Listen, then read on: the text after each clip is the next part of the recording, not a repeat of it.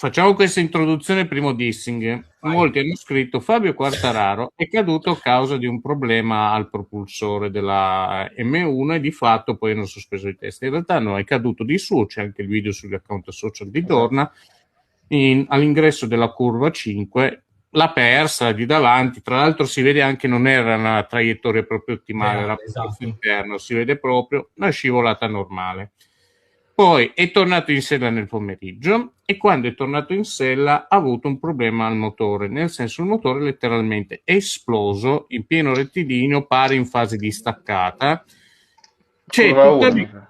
Sì, verso curva 1 e io ho la foto perché l'avete vista, l'ho girata in chat, però io ho la foto, ve la faccio vedere qui perché se dico a Mascherpa qui prova a mandarcela in onda moriamo, credo moriamo tutti.